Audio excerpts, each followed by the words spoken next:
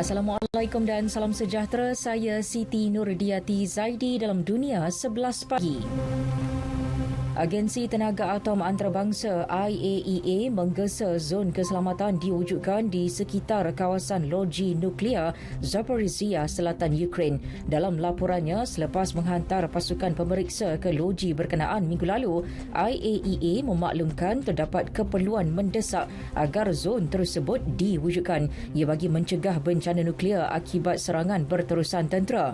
IAEA turut mengesyorkan serangan di loji itu dan kawasan sekitar dihentikan segera. Dalam tempoh 24 jam lalu, 15 serangan telah dilancarkan di kemudahan tersebut dan bandar berhampiran Energoda. Gesaan IAEA itu disokong Setiausaha Agung Pertubuhan Bangsa Bersatu TPB Antonio Guterres bila menggesa Rusia dan Ukraine bersetuju dengan penubuhan zon bebas tentera di sekitar loji Zaporizhia. Ketika berucap dalam mesyuarat Majlis Keselamatan, Guterres menegaskan kemudahan Zaporizhia dan kawasan sekitarnya tidak seharusnya menjadi sasaran atau platform untuk operasi ketenteraan. Agensi Ubat-ubatan Eropah EMA mengesyorkan warga emas dan wanita hamil diberi keutamaan dalam pemberian dos penggalak vaksin khas untuk melawan varian Omicron. Keutamaan juga harus diberikan kepada individu yang mempunyai penyakit berisiko dan sistem imun lemah serta pekerja pusat penjagaan.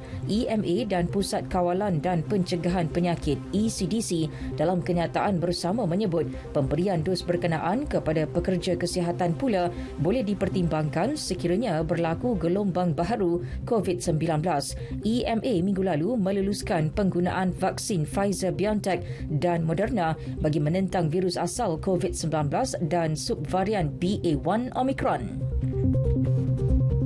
Amerika Syarikat pula mengesyorkan dos penggalak itu diberikan setiap tahun sama seperti pemberian suntikan vaksin influenza. Kandungan vaksin yang diberikan juga akan ditambah baik mengikut penularan varian semasa COVID-19. Pengumuman dibuat Ketua Penasihat Perubatan bagi Presiden Joe Biden, Anthony Fauci. Ia susulan kelulusan yang diberikan Pentadbiran Makanan dan Ubat-ubatan FDA terhadap penggunaan vaksin khas untuk melawan varian asal COVID-19 BA4 dan BA5 Omicron. Di California, sekurang-kurangnya 2 orang maut dan beribu-ribu penduduk diarah berpindah berikutan kebakaran hutan yang merebak dengan pantas. Beberapa bangunan turut musnah. Menurut jurucakap Jabatan Bomba, 1,000 hektar kawasan musnah dalam tempoh kurang 24 jam. Lebih 3,000 isi rumah diarah berpindah dan semua sekolah berhampiran ditutup. Di Brazil, anggota bomba bertungkus lumus mengawal kebakaran besar di Taman Negara Brasilia. Kebakaran yang tercetus Isnin lalu telah memusnahkan kira-kira 2,000 hektar kawasan risap hutan. Menurut Perkhidmatan Taman Negara ICM Bio, 40 anggota perkhidmatan itu dan Jabatan Bomba Brasilia telah dikerah mengawal kebakaran.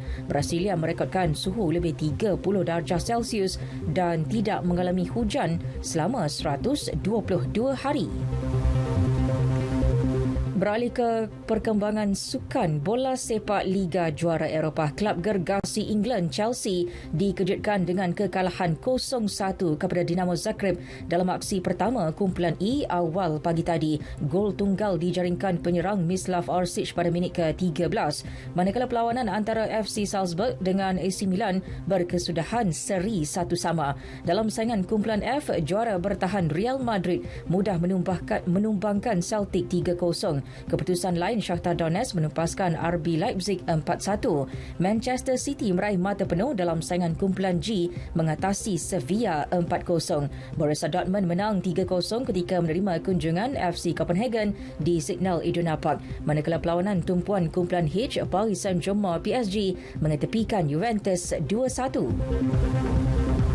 Tenis terbuka Amerika Syarikat, bintang Tunisia Ons Jabeur terus mencipta sejarah dalam karirnya apabila muncul sebagai pemain Afrika pertama mara ke pusingan separuh akhir. Pemain berusia 28 tahun itu menyingkirkan Ayla Tomjanovic 6-4, 7-6 di pusingan suku akhir awal pagi tadi. Perlawanan separuh akhir dijadual berlangsung esok. Sekian berita yang disunting oleh Haslinda Hassan dari Pusat Berita RTM. Sukma ke-20 16 September ini 9 hari lagi. Saksikan kegemilangannya hanya di RTM, rakan penyiar rasmi. Assalamualaikum dan salam keluarga Malaysia.